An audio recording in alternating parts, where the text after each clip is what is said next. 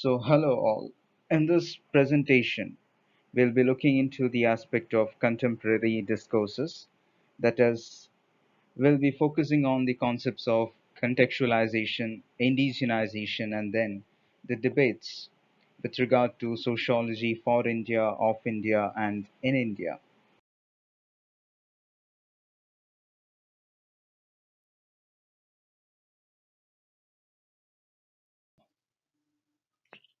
So, starting with the concept of discourse.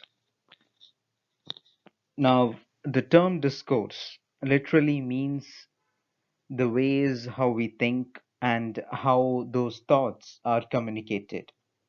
So, these thoughts and communications could be about social events, social situations, people, social organizations, institutions, etc.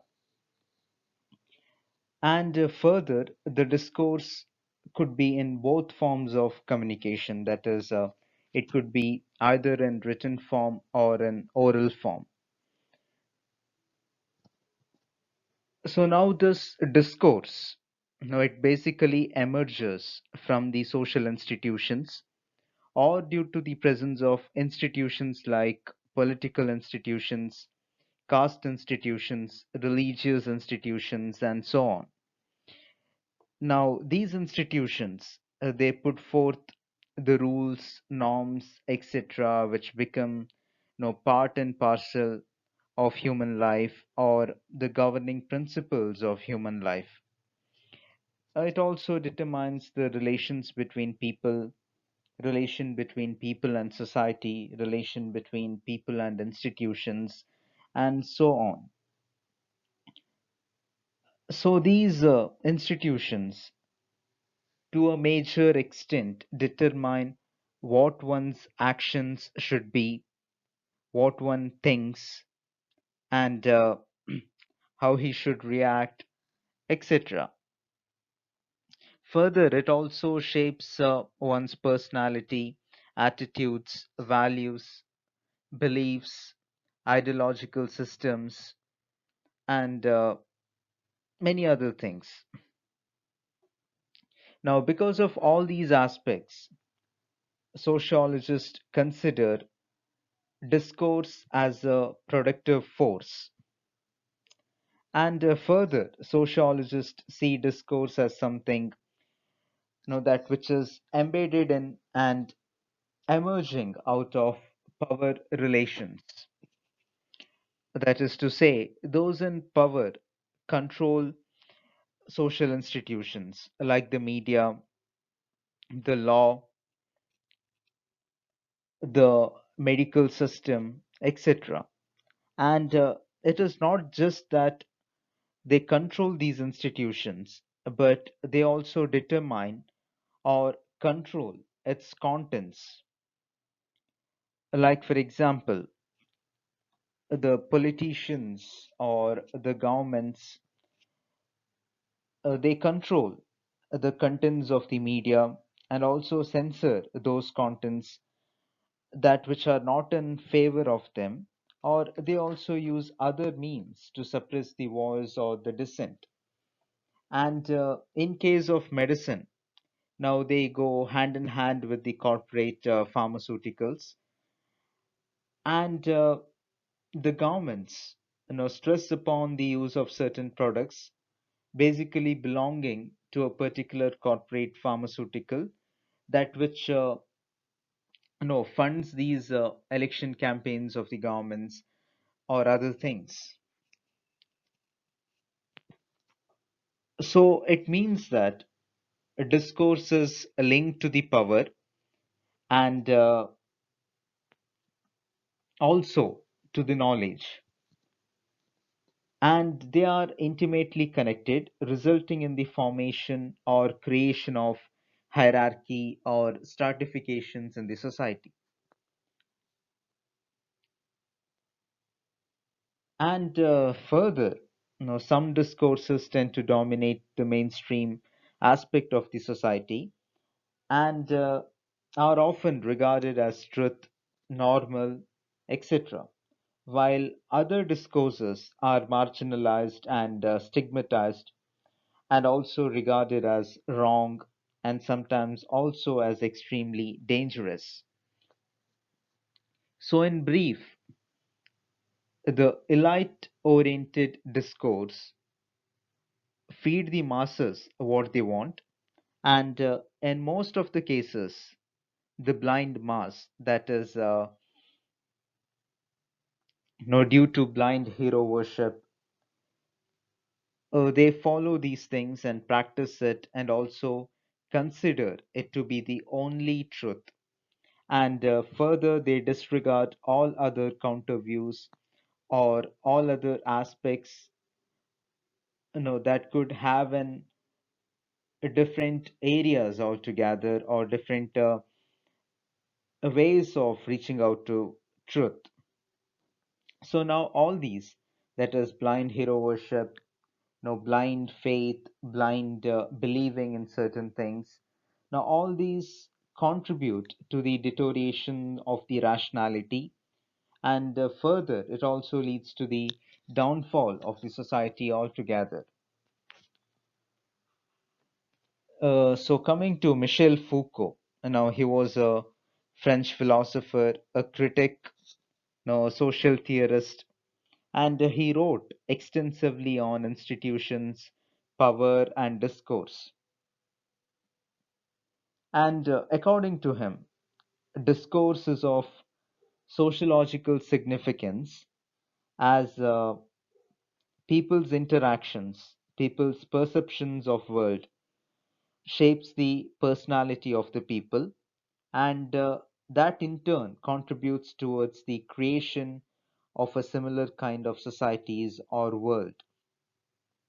So, in simple words, no institution organize knowledge, which in turn contributes to the development of communities that are formed on the basis of discourse based on a particular ideology. So, ideologies, now they are a set of ideas, ideals that form the basis or the base of socio-economic, political theories, religious aspects, and so on. So, various institutions which we see in society are based on the aspect of ideology. And hence, in the process of discourse, these ideologies are transferred, accepted, sometimes criticized, and also internalized by the people. And thus, it contributes or it continues to have its impact in one form or the other over the people, and because of which the reproduction of ideology takes place. Now, for example, the media or the so called mainstream media. Now, this media is an institution, and then the anti community discourse, that which are streamlined, contribute a lot towards the development of hatred to a particular community,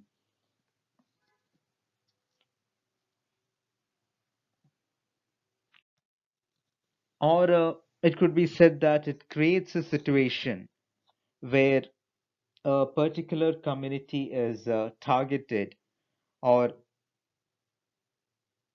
marginalized by the majority of the masses by falling prey to the wrong narrative and false informations displayed or streamed in these medias, and also by digesting it without verifying the content. And so a particular community is is shown as anti-nationals, traitors, etc. And this particular discourse is carried over by the blind followers in the name of ideology, and thus it leads to the deterioration of the society. And it could thus be said that discourse formation emerges through conversation, interaction, and perception. So Foucault was concerned with how these discourses affect the social reality. As he believed that many of the aspects are generated by man, like, say, for instance, the concept of sexuality, the concept of madness. Now, these are all the creation of man by attaching values of good and bad, sacred and profane, etc. to it. Now, say the traditional narrow minded attitude or mentality of the people. Now, this particular aspect considered homosexuality as evil or madness, they associate it with to evil possession, etc. And these particular thoughts, these particular perceptions are passed on, and it gets practiced by people, and in most of the cases they are practiced without even questioning the base of it. So any discourse that which are degrading or which play a role in degenerating or deteriorating the conditions of society could pose a serious threat to the social reality. So that is to say, the discourse has that power. And now, when we speak about the power of discourse, the power lies in its ability to provide legitimacy for certain knowledge, at the same time undermining other knowledge or other aspects. So the discourse has the ability to control the people and also their thought processes. Now, for example, take for instance Germany. Now, the ordinary citizens in Germany were made to believe that the persecution of the Jews were necessary. Now, this particular idea was passed on by the fascists then, and the ordinary citizens had to cope with this. And further, if we move on from that example to other things, generally the mass are made to believe that those who oppose a particular ideology or dissent or show dissent, they are traitors or anti-nationals, etc. And it is the dominant or the elite discourse which undermine the voice of the oppressed, marginalized, exploited, and so on. So these things are streamlined in the mainstream medias. Now, this becomes an irresponsible act by the media, wherein they are causing the danger not only to the citizens but also to the basic ethos of the nation. Now, so Foucault speaks about the role of concepts in helping people to associate with the things more easily. And he says that concepts create a deductive architecture which organizes how people understand and relate to those associated with it. Now, say in Western societies or even in the present societies, there have been these negative attributes associated with certain racial groups, racial features. etc. So that particular concept becomes part of certain groups where they relate certain things to those particular groups or communities. Now, if we come to India, now traditionally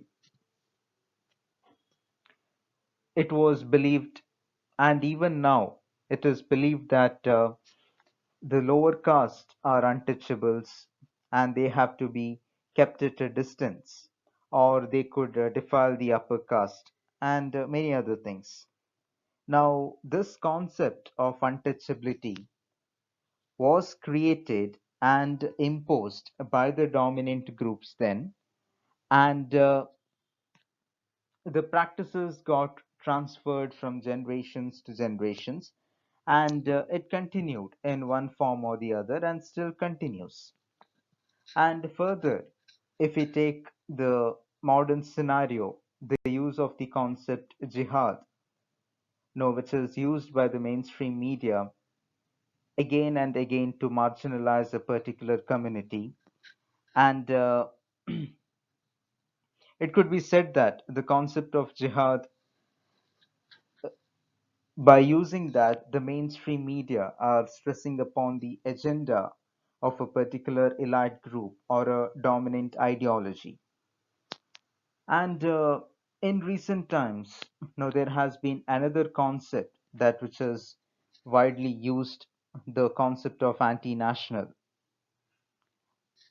So now anyone criticizing a particular aspect, a particular elite group, no particular ideology, are tagged with anti-national or traitors, and these are repeated again and again, and thus it gets ingrained in the majority of the blind mass, and they are made to believe it is indeed true. So that's the negative aspects of how a concept works and how it can undermine or deteriorate the conditions of the society. And further, if we take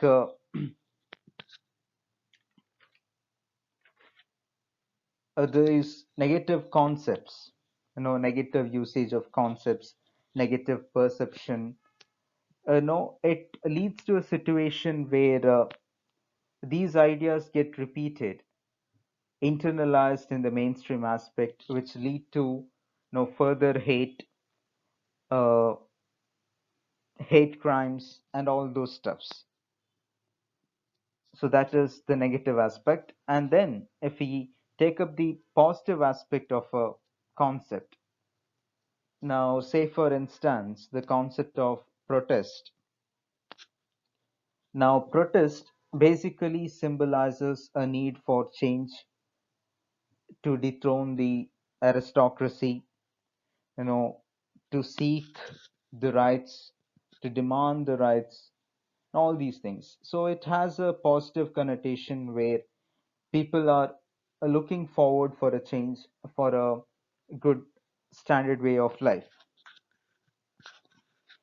So how one perceives things, how one internalizes it, all these things go into how a concept is understood or becomes a part of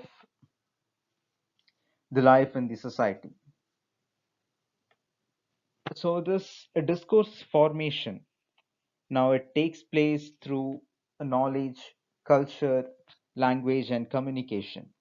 So when we say knowledge, knowledge is something that is socially created.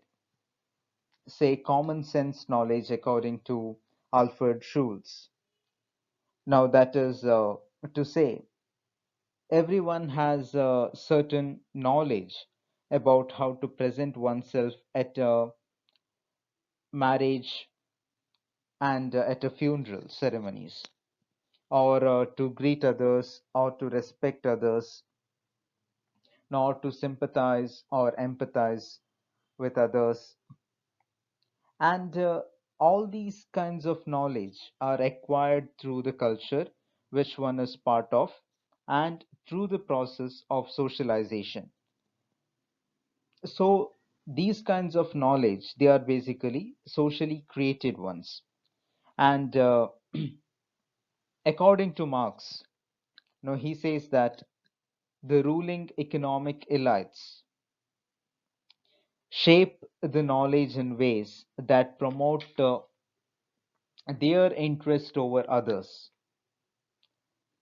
So if we use it and that is use Marx's idea and apply it to Indian society, it could be roughly said that the practice of untouchability and marginalization was a direct consequence of the upper elite wanting to maintain their superiority and also wanting to subordinate other in the society.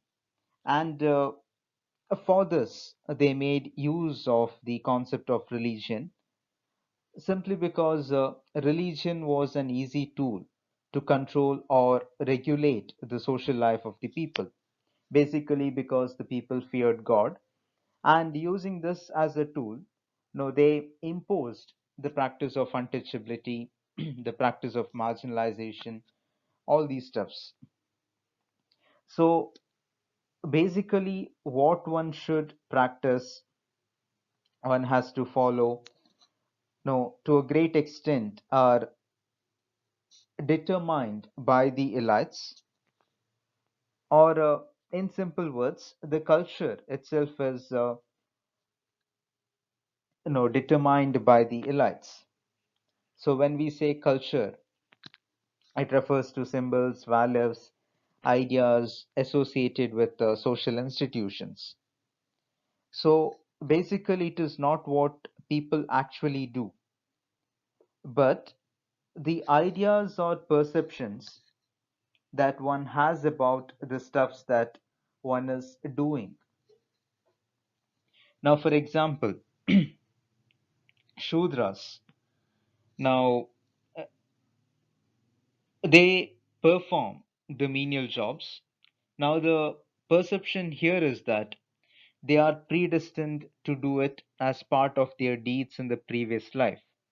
And because it is predestined, it cannot be changed or questioned, but practiced. And this development, this particular continuity of the practice, this particular imposition takes place due to the aspects of language and communication.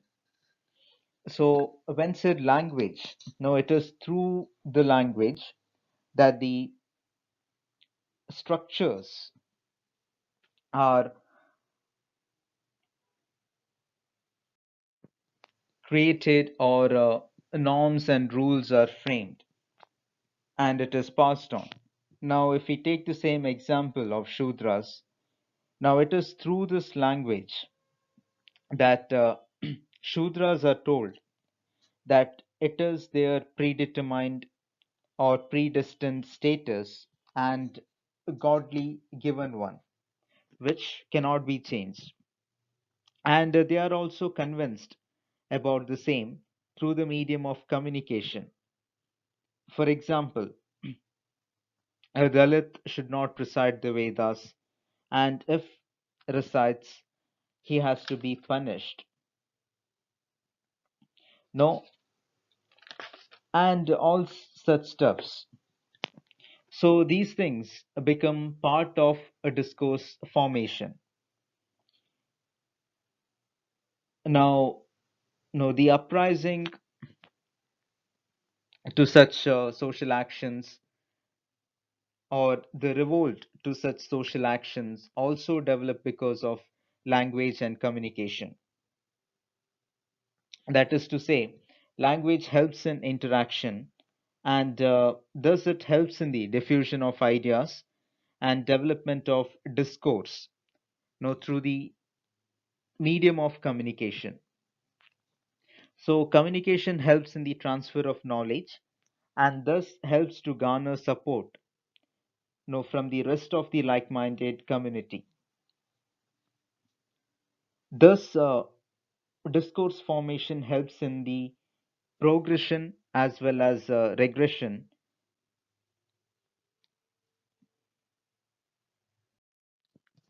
and it could be thus said that you know the discourse has both positive as well as negative aspects associated to it, basically on the basis of how they are perceived.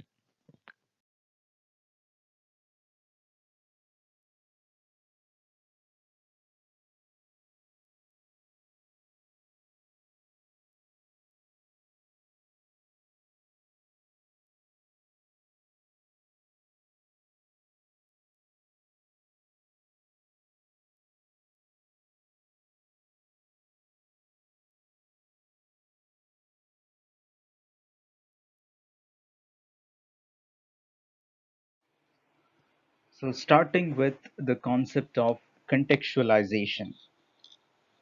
Now, this term, it generally means making sense of information from the situation in which the information was found. That is to say, it is the act or process of putting information into a context. And in simple sense, it means to communicate in understandable terms or in understandable ways to others or one's audience, one's readers, one's social gatherings, etc. So, this term contextualization is a derivative of the word context, and it can be defined as making of concepts and methods relevant to a particular situation, and this form of communication, it could be in two ways or in either ways. That is, it could be verbal as well as non-verbal form of communication. So with regard to Indian sociology, there is a debate going on how one should go by the development of sociology in India, or the understanding of Indian society. So should it be based on the lines of Western sociology, or should it be based on the concepts of Indian context? So, within this debate or within this framework, the concept of contextualization developed. So, the basic idea here is about the examination of relevance or usefulness of the Western models in understanding or in studying the Indian societies. And it is generally understood and believed that Western models are more relevant and useful only for Western societies, and Indian models should be developed because it becomes more relevant for the understanding of Indian societies. But if you look at the early sociological studies of Indian society, it could be stated that most of the studies ignored the social reality of India and were analyzing Indian society mostly through the lens of ancient Sanskritic literatures, the Dharmashastras, Smritis, and so on. And moreover, uh, there were high use of Western sociological models in understanding Indian society. So, according to Airavati Karve, if one has to study or understand Indian society, the main focus should be on the joint family system, caste system, and village system. So, the Indian society could be studied within the framework of these three structures now because they are the basic pillars of Indian society. Likewise, D.P. Mukherjee stresses on the understanding of society by the analysis of traditions. And with regards to the use of Western models, Radha Kamal Mukherjee, no, he opines that Indian social institutions are unique and hence they should be studied in a particular or a specific context to that society. That is to say, the ideology, theory, and methods should be related to that particular society and to that particular context. Hence, the relevance of Western models in the analysis of Indian society is not highly relevant. And it also means that now within Indian society, every region, every village is different from one another. They have their own practices, traditions, etc. And hence, the ideology, theory, and methods of study should be on the basis of those particular aspects of or those particular context of that particular society or village which are being studied.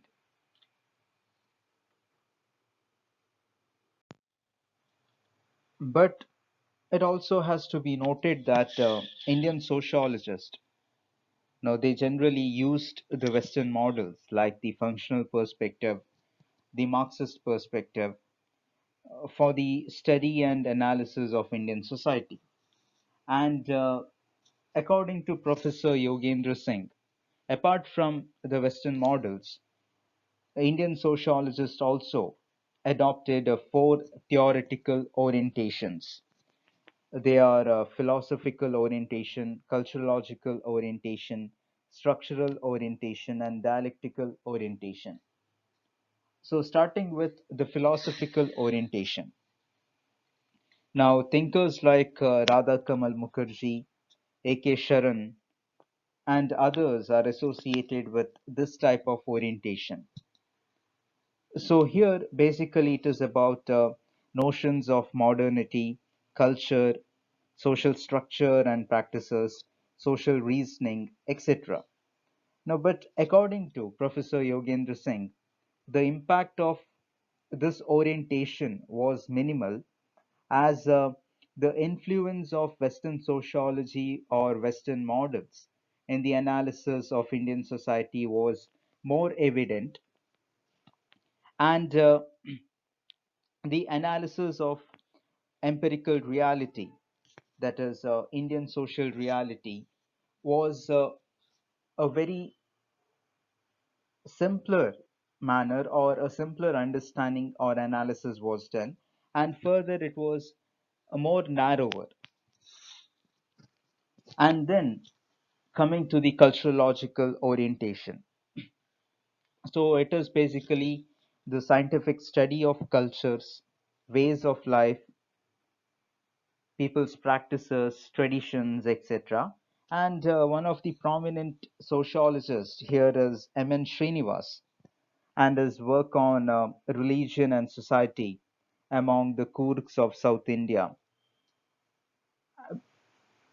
Here in this work, he introduced the regional concept for the purpose of better understanding and explaining the process of mobility and social change. That is, he introduced the concept of Brahminization and later modified it to Sanskritization to explain how the people from lower strata were imitating the lifestyles and practices of the upper strata with an intention to improve or better their social position. So, here the concept of Sanskritization indicated the changes that took place within the Indian traditions, or it could be said that it indicates the indigenous aspects of social change. And then moving on to the structural orientation. So basically, the focus here was on the systems of stratification, power differentials, ritual structures, institutional patterns and arrangements, and K.M. Kapadia, Dubé are associated with this particular orientation. And then the fourth one, that is dialectical historical orientation. So this is based on the Marxist methodology, and it is the use of dialectical relations to understand the social reality. And sociologists like A.R. Desai, Ramkrishna Mukherjee are associated with this type of orientation. And they basically try to expose the social reality and the mismatch between the policies and its implication. That is to say, mismatch in the policies and their implications in bringing about social changes. Or it could also be said that they try to highlight the contradictions in policies and social change.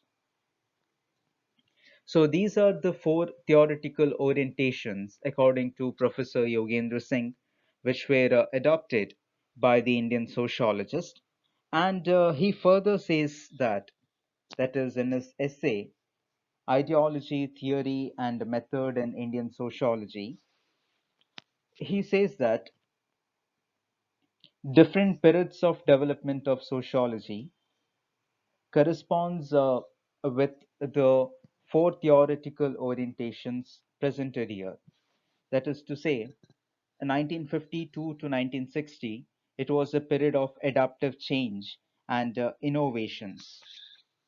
And 1960 to 65, there were shift in theoretic priorities, and it was the beginning of a critical tensions in theory and ideology. And then 1965 to 1970, it was a period of marked sociological awareness and growth of new directions in theoretical and its role in the analysis of the society. And then 1970 to 1977, it was a period of maturity. So if we take into consideration certain value orientations with regard to the contextualization and its process, so no, Ramkrishna Mukherjee, he says that a few of the pioneers in the field of sociology, they focused on why and what aspects of the society, and because of which many felt that the independence of India from the colonial rule was also a stage in the development and the evolution of society. So it is also pointed out by A.K. Kumaraswamy that is the cultural conquest of the West over the East must be resisted, and colonialism must be removed because it promoted Western cultural domination. That is basically the colonial aspects from the analysis of Indian society should be removed because it promoted the Western cultural dominations.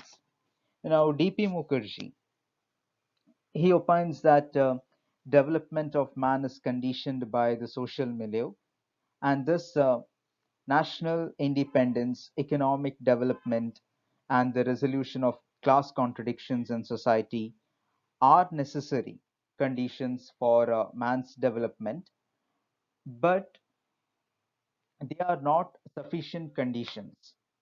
So, apart from these conditions, there are various other factors which are basis for the overall development of no humans.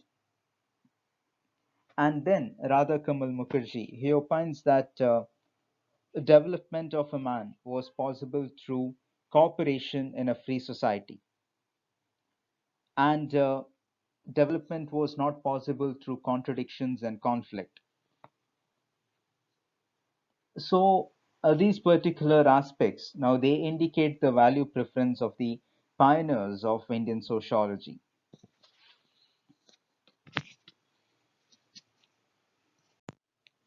And then moving on, it could be stated that from the theoretical point of view, you know, K.P. Chattopadhyay, he believed that Indian social reality could be grasped by an analysis of the class structure of society.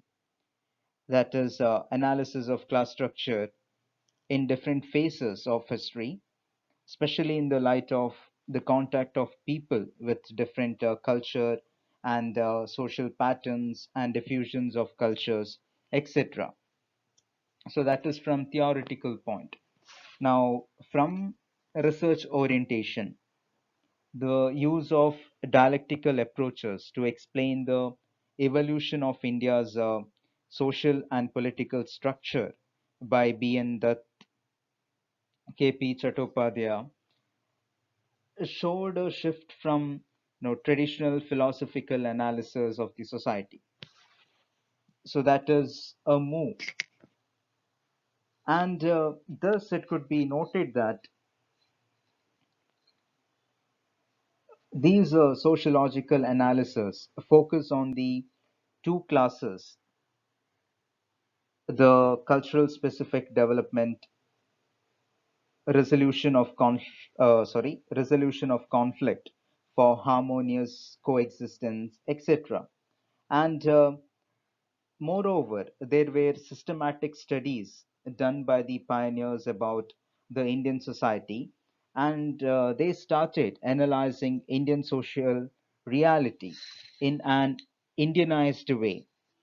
And moreover, the stress was laid on empirical, cultural, anthropological studies, and all these helped us get an in depth image of India, that is, the functioning of the system of caste, the village organizations, family structures, and many other things. Thus, contextualization focused on the studies of studies of Indian social reality from the Indian viewpoint.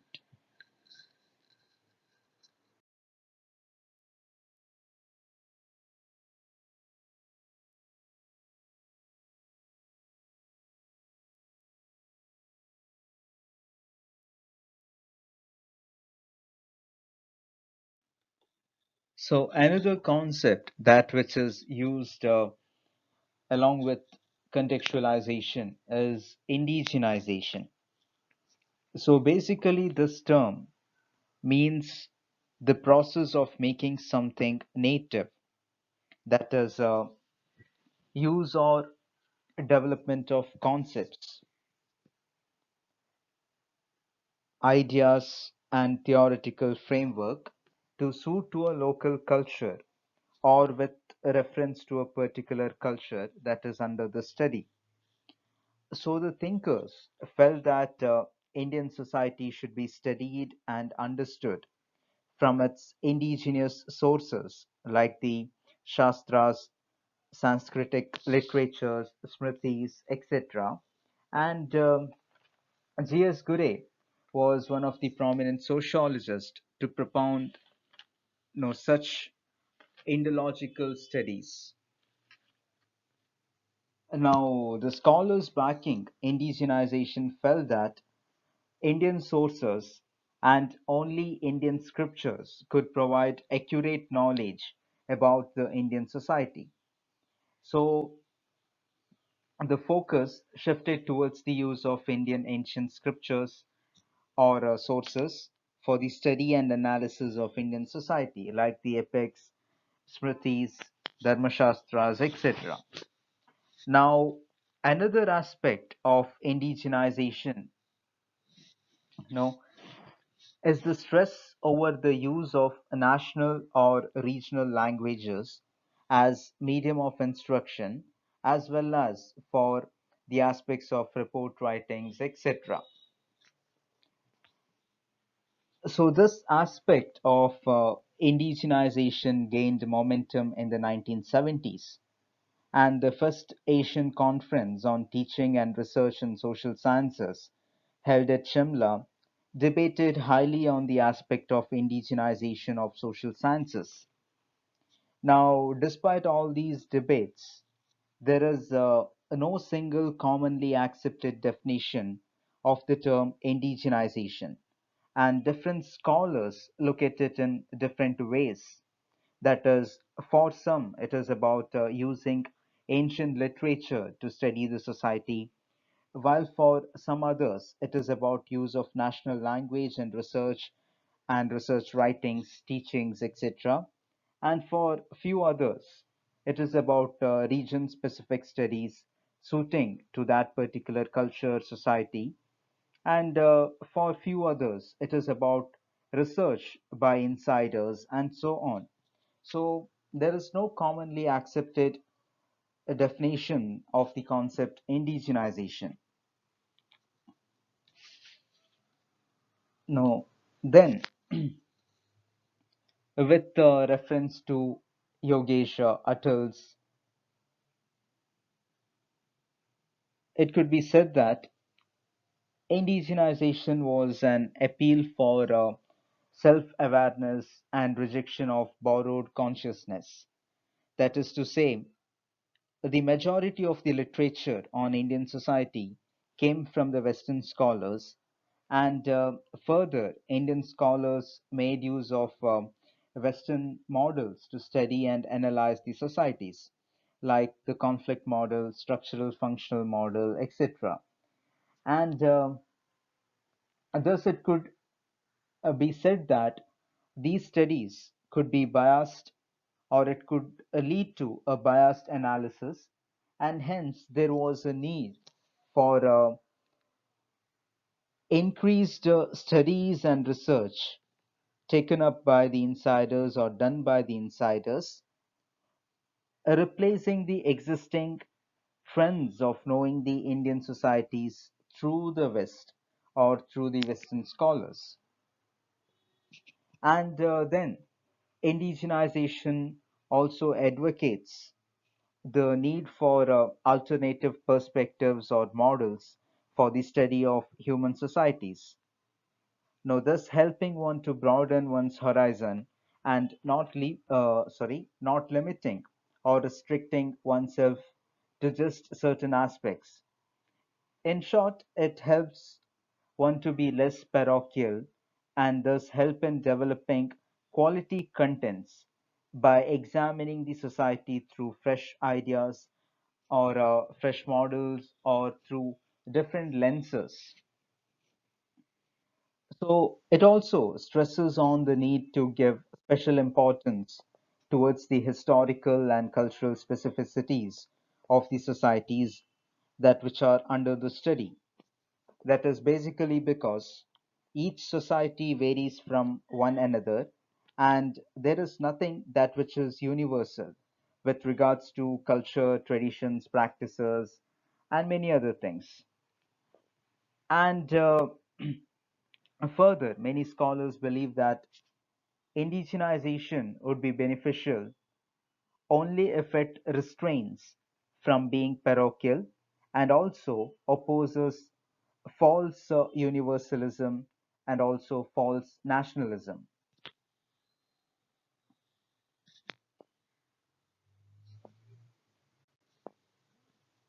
So, coming to types of indigenization. Now, the article Indigenization and Transitional Cooperation in the Social Sciences, authored by Krishna Kumar, mentions about three different types of indigenization. The first one is structural indigenization. So, it is the institutional and organizational capabilities of a nation for the production and diffusion of social science knowledge. And second one is substantive indigenization. So here the focus of the scholars and the social science disciplines of a country should be on its own societies, its own people, its own culture, its own economic and political and social institutions. And if these things are done, it would help in the better understanding of one's own society, societal conditions of people, people's lifestyles, etc. And third one is theoretic indigenization. So here it is about developing distinctive conceptual framework and meta theories that which reflects the views of social scientists, their socio-cultural experiences and perceived goals. So basically, these are three types of indigenization according to Krishna Kumar. So what one has to understand here is this term indigenization is referred to as an endogenous development. Now, this literally means development generated from within and orthogenetically. Thus, because of this, the concept does not have a place for any form of exogenous influences.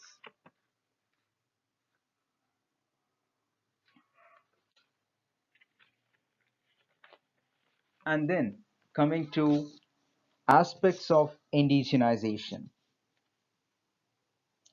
So, according to Yogesh Attal, indigenization has been pursued in four fronts. That is, teaching in the national language and use of local materials. Now, when it comes to India, there are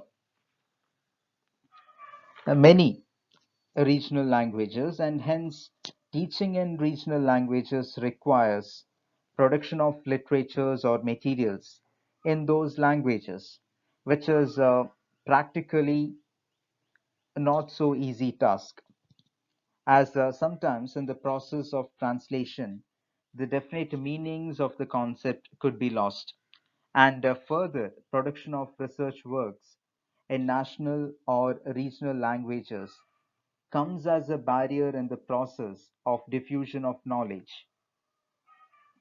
Hence, this aspect results in narrowing down of the subject itself. That is, the ideas developed or the knowledge gained would not reach to larger scholars, and in turn, our own scholars would not be in a position to learn or understand other literatures due to lack of their knowledge of the language used in those particular literature. That is basically, because they have all along restricted themselves to their regional languages. For example, a student does his education in one medium, say for example Hindi.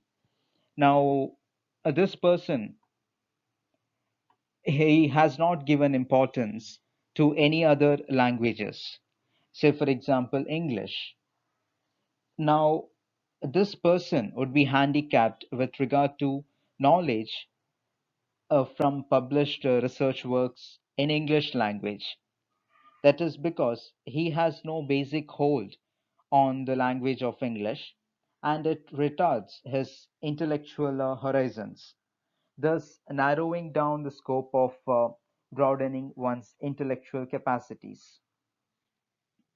And second one is research by insiders. Now, one of the frequently stressed aspect is the promotion of research by the insiders, as some scholars believe that only the locals or local scholars are at a better position to understand the social reality, and they could thus generate a more authentic data. And further, the supporters of this idea believe that outsiders present a biased view, and they attempt to show only the dark side of the society, and thus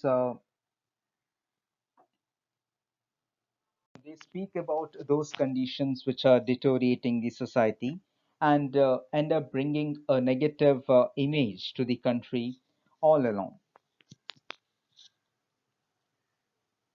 And then the determination of research priorities, that is promotion of research in those areas that which are considered to be of national importance. Now, that is social problems and policy formulations, etc. Now, that is to say, the research on slum dwellers, urban poor, school dropouts, etc., could help in the formulation of policies according to the needs, so that the people's problems are sorted out and catered to.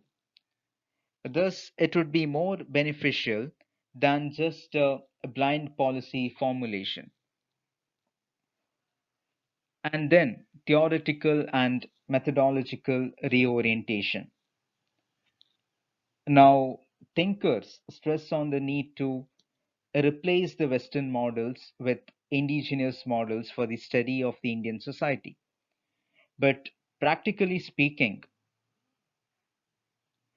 disregarding the Western models are easy, but at the same time,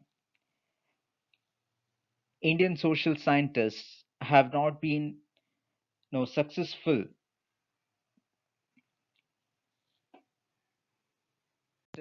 They have not been successful in developing a purely Indian model for the study of Indian society. So that means that the progress towards development of indigenous models towards the analysis of the societies are very slow. And they also stress on reorientation of theory and methodology, because these groups are of the opinion that Western models cannot be helpful in gaining an in-depth understanding of Indian society with the plurality of ways of life in India. So there are certain aspects of indigenization. Now, coming to the contradictions, that is, contradictions when one stresses on indigenization. Now, generally, it is said that Western scholars cannot understand other societies. And Indian sociologists believe that there were colonial agenda to show Indian society inferior to the Western societies. So the debate on validity of Western perspectives to the study of Indian society also emerged. Now, if we start going deeper and deeper, it could be said that caste discrimination, that is pure and impure, now was the ground reality of Indian society, and no one can deny it, as even till date we have caste-based discriminations in one form or the other. Now, this was highlighted not just by the Western scholars, but some of the Indian sociologists also highlighted this particular aspect, caste based discrimination and its reality. Then, the subject of anthropology is connected to the subject of sociology. That is, the knowledge gained by anthropological studies become part of sociological analysis or sociological understanding. That is to say, anthropologists study different cultures by becoming part of the groups that which they are studying, and because of which anthropological literatures are no authentic and they are factual, and these studies cannot be discarded by the lame logic of the stresses on indigenization that Western scholars cannot understand Indian society. Now, it could also be said that anthropologists, no matter insider or outsider, gain ground level knowledge by becoming part of the group that they are studying.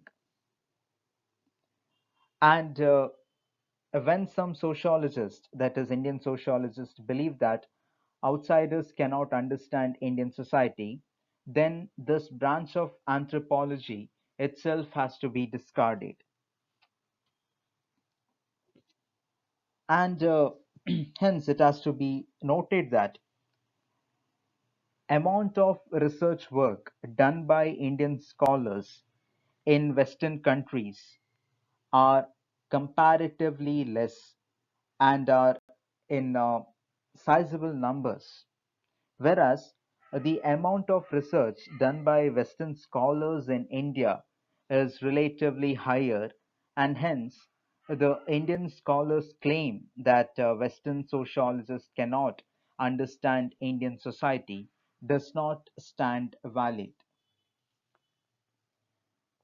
So the stress on indigenization, use of local languages, etc., has something to do with the idea of nationalism and extreme nationalism, thus taking the subject towards the narrow perspectives. And amidst all these, it could be noted that,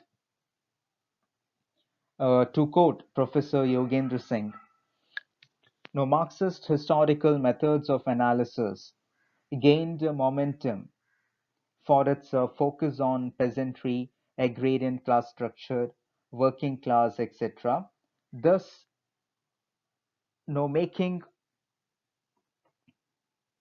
an analysis of the Indian social reality and the problems of the people, and also moving away from the concept of caste and focusing on other aspect of social problems in the societies.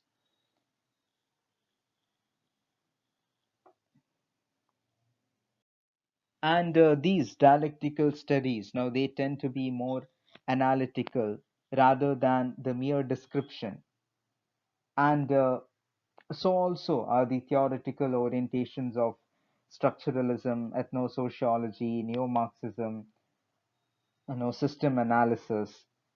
Now, all these orientations have attempted to analyze the societies in regional as well as national settings. So, the basic claim of indigenization supporters does not, stand valid when we make a deeper analysis on their stress on the aspect of indigenization.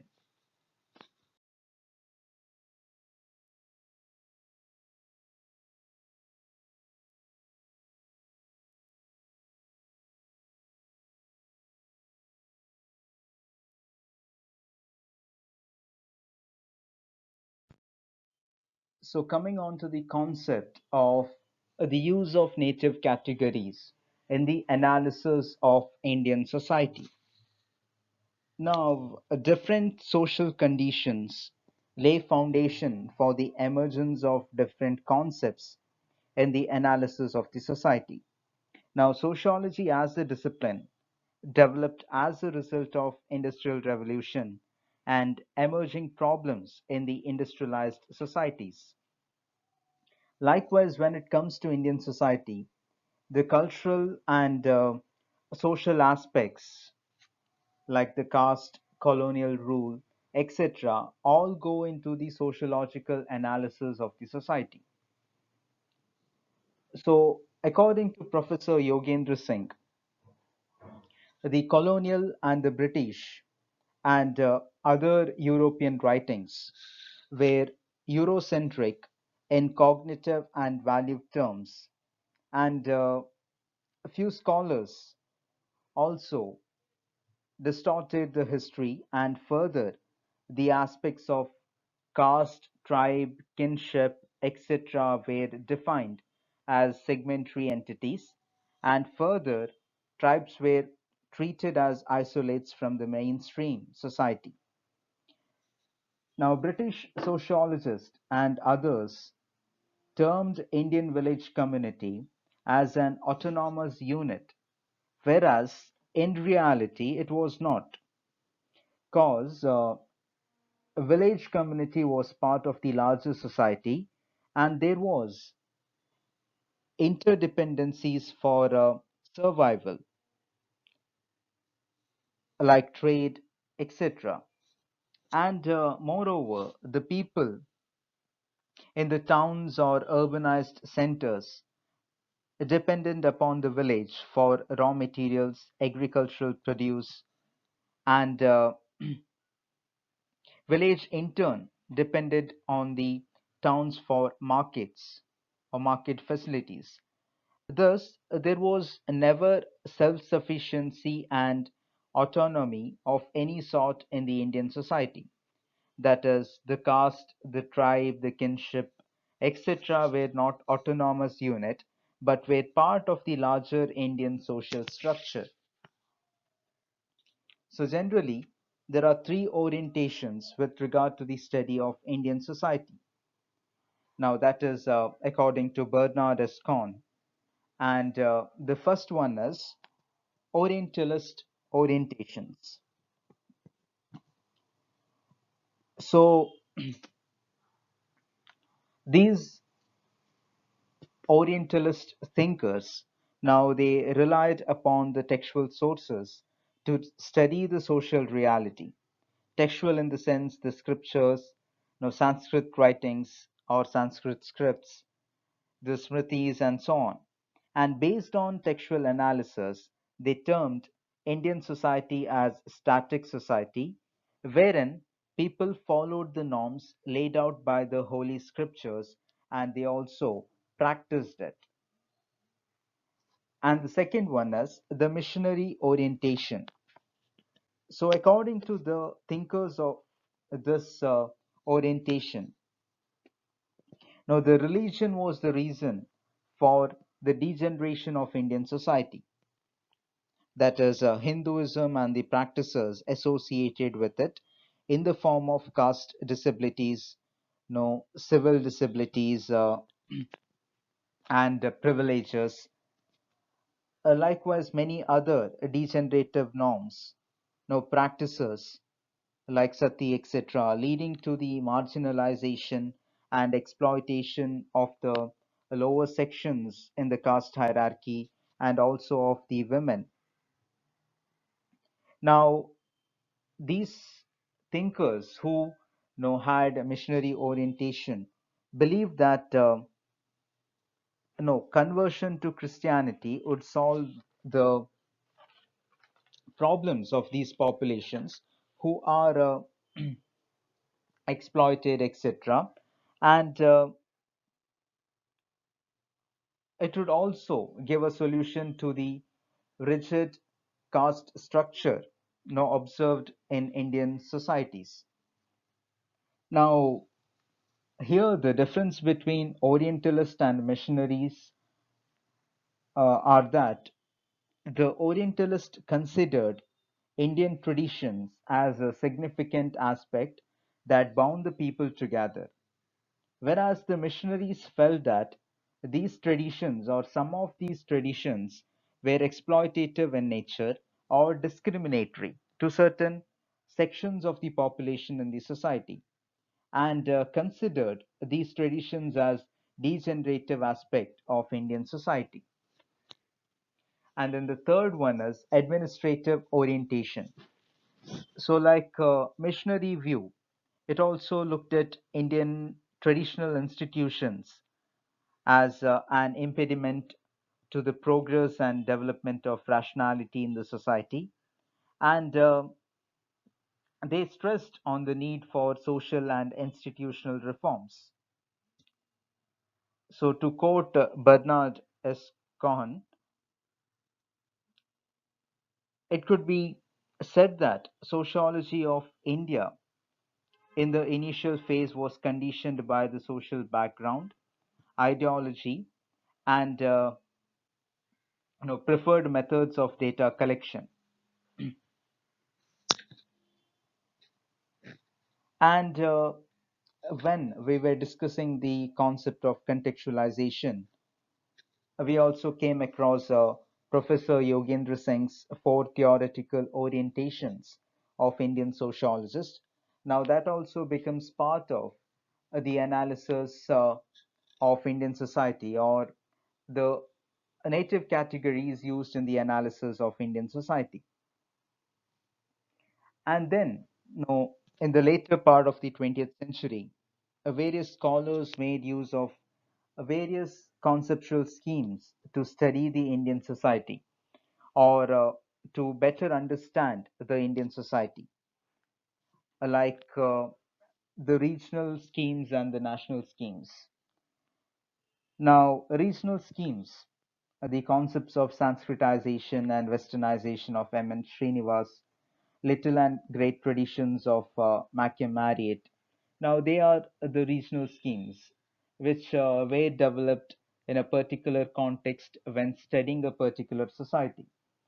Now, national schemes, they are modernization of Yogendra Singh, dominant caste and caste hierarchy of M.N. Srinivas, a reference group model for the caste by Damle, universalization and parochialization by Machiam Marriott.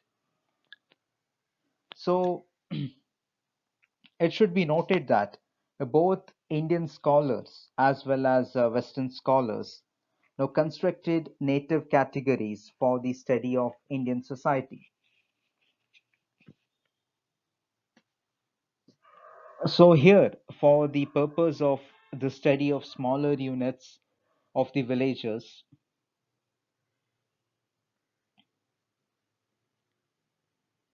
now they developed the native categories to understand the operation and functioning of the caste system, panchayat systems, and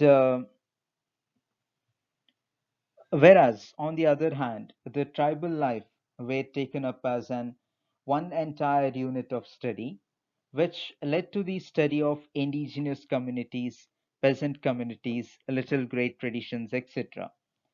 So the studies uh, were basically ethnographical, anthropological, and also later comparative studies emerged. And most of these studies focused on the aspect of caste dynamics, family system, village system, Jajmani system, local political aspects, caste and economy, and so on.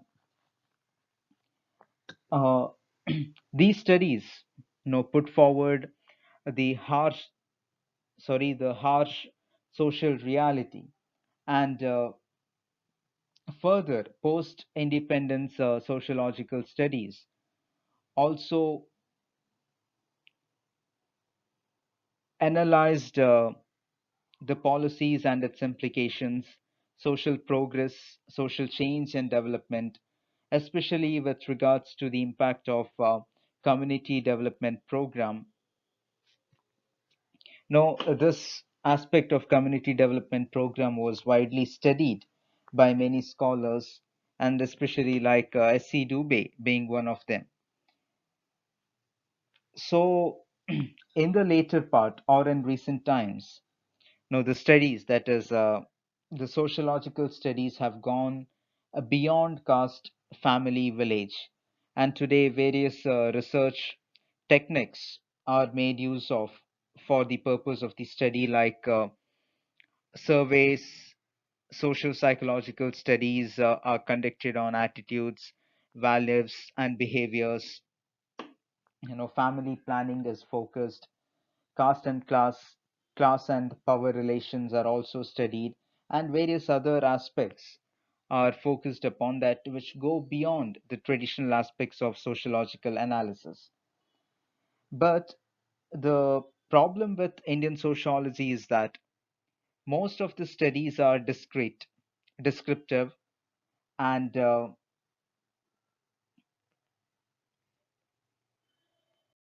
they are also discipline specific. And further, they also lack, or there are no widely acceptable theorizations.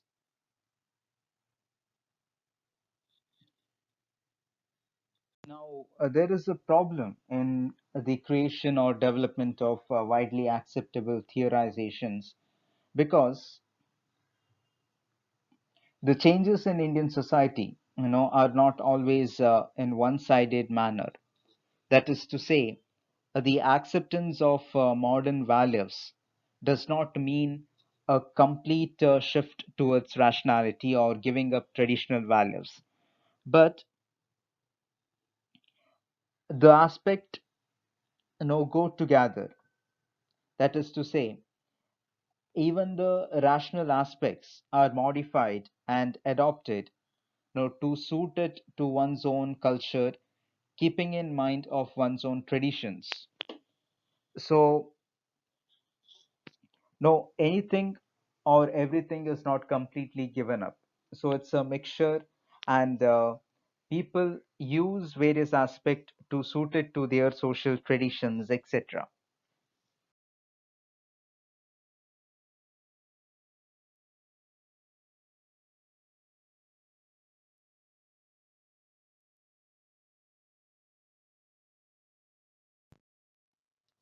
So coming to the last topic of this unit, we'll be focusing on issues in Indian sociology.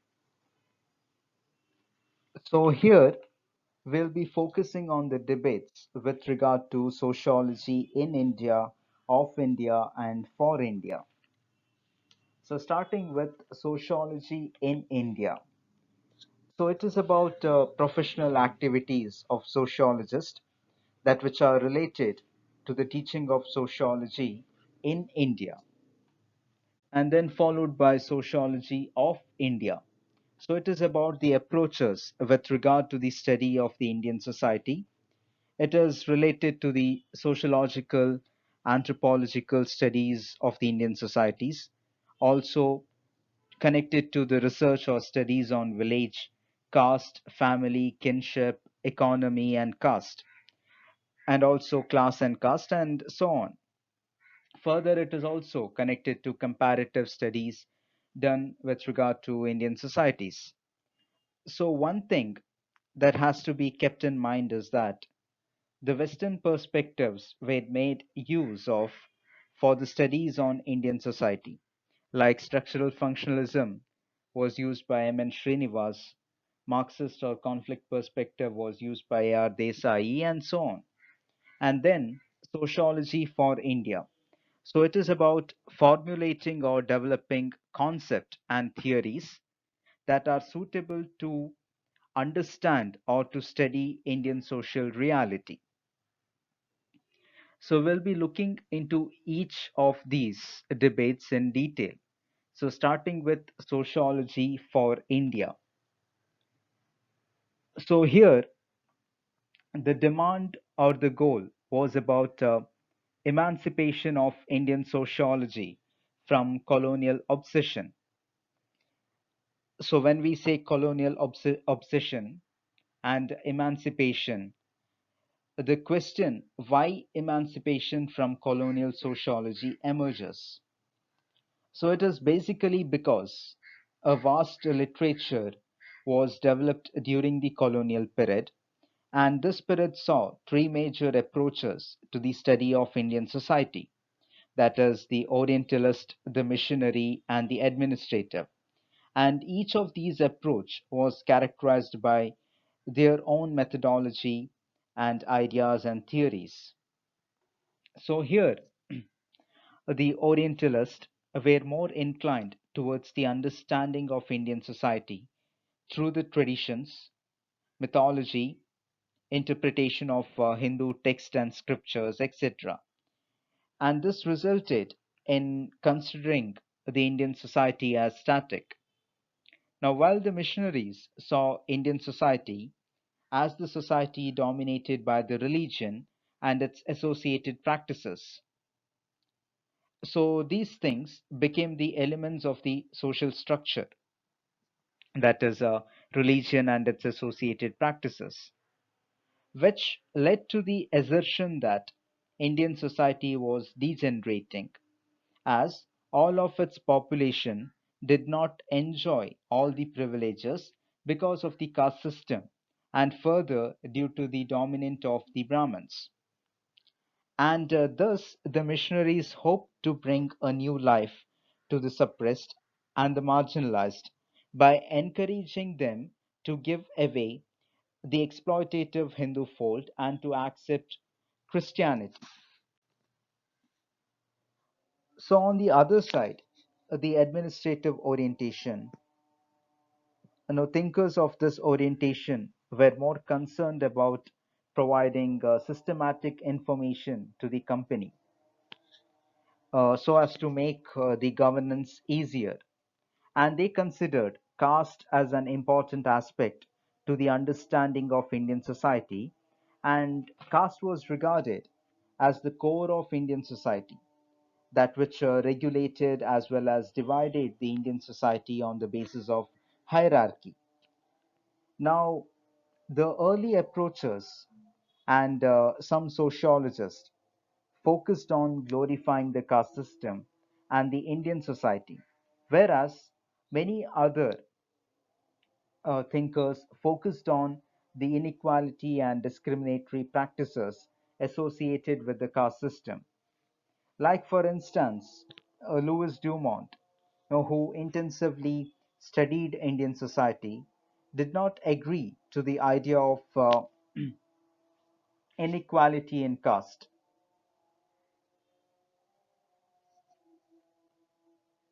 Hence, there arose a need for a deconstruction of Western approaches, and hence the stress was laid on indigenization and contextualization of Indian sociology. So, the major issues in the debate on sociology for India was about development of a general theory and conceptual schemes, and universalism of concept and the role of ideology in theory construction. So, according to Professor Yogendra Singh, a debate with regard to the aspect of sociology for India began during the late 1950s and 1960s. So, the debate was initiated by Louis Dumont and Pocock, who recommended a need for structuralist methodology for the treatment of social reality in general and the Indian social reality in particular within the context of ideology, that is, the values and principles. And for them, Indian sociology should focus on the study of Indian civilization with the help of Indological sources, and also the analysis of social structure and social reality of India, that is, by focusing on the specific aspect of hierarchy. On the other hand, F.G. Bailey believed that Indian sociology should be studying the actual behavioral patterns, social roles, and structures from an empirical perspective, so as to highlight the present social conditions or social reality. And a few others stressed on the need to have or to promote intracultural studies to understand the Indian society. Now, this debate between Dumont and Bailey led to the question that if Indian sociology should be or could be universal or particularistic. And then it was believed that Indian sociology should operate at both the levels. That is, it should be universal as well as particularistic. That is to say, certain concepts like Sanskritization, Westernization of M.N. Srinivas are basically particularistic and ethno-sociological, but they could be used for cross-cultural comparative studies and thus giving it a universal orientation. So that is about sociology for India. And then moving on to sociology in India. So basically, several sociologists have adopted ideological orientation towards the understanding of the society. And they emphasize on the role of traditions, group or community aspects as the basis of social relations, and religion, ethics, and philosophy as the basis of social organizations. Now, R.N. Saxena, he goes to the extent of criticizing Western sociology for its lack of focus on spiritual values and other non empirical aspects. But at the same time, he acknowledges that Western sociology was positivistic. And likewise, speaking of the Indian societies, Saxena emphasizes on the aspect of dharma, artha, kama, moksha as basic tenets of the society. So he believes that a synthesis of empiricism and intuition and recognition of spiritual values and its role in one's life as well as social life could provide a perfect orientation for the Indian sociology. Now, on the other hand, Indradeva observed that it was important to develop general sociological theories, concepts, and methodologies which can be applicable to a pre modern society or peasant society and the societies that which are found in India. And he believed that there was no need for development of Indian sociology or a specific aspect with regard to Indian sociology as a certain unique feature of Indian societies did not necessitate the development of an exclusive Indian sociological framework. And Darmley, on the other hand, suggested the use of Parsonian framework or Parsonian reference for the study of Indian sociology. That is, personality, culture, and society are atomistic as well as interdependent system, which constitute the social system. And further, he felt that in India, the focus was more on pattern maintenance than on adaptation and goal attainment. And hence, he felt that the Parsonian model would help one in better understanding of the society. And he also adopted the reference group theory of Merton to study the social mobility in the caste system in India. And he was also of the view that there was no need for a specific theory to study Indian sociology. And then Professor Yogendra Singh opines that the changing historio-political status of the country, the changing nature of the Western intellectual contact, and the native intellectual traditions.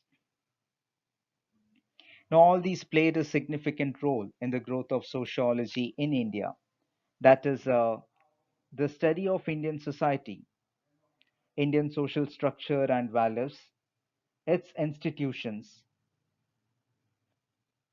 were intensively studied, and also the application of Marxologist approach to the study of Indian traditions, culture, class structure, and society in general gave a new dimension towards the aspect of sociology in India.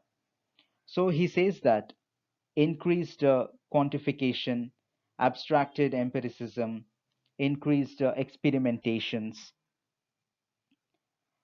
and new concepts and definitions were the hallmark of sociology as a discipline in India. And further, sociology in India is characterized by functionalism and neo functionalism, historical comparative methods of analysis, and also logico philosophical methods of analysis. And Hence, anti-positivism and functionalism, positivism and logico-philosophical orientations influenced Indian sociologists of the 50s and the 60s.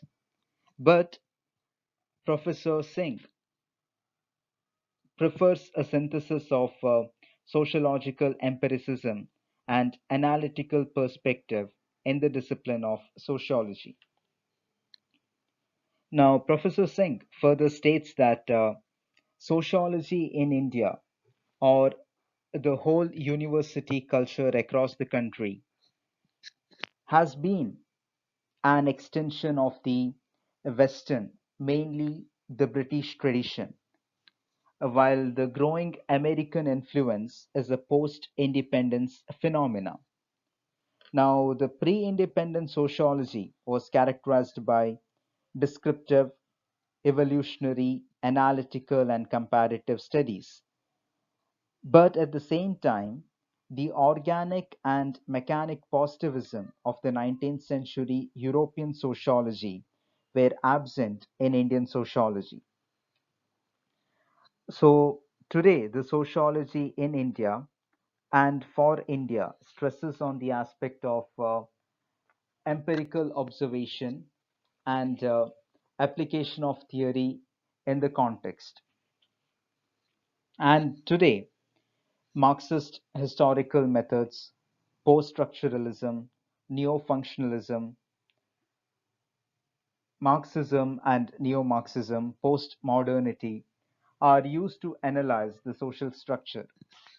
So, sociology in India today focuses on several areas of research like development, sustainable development, health, education, medicine, and further, the branches of sociology associated with these are promoting empirical research, thus focusing on the Indian social reality.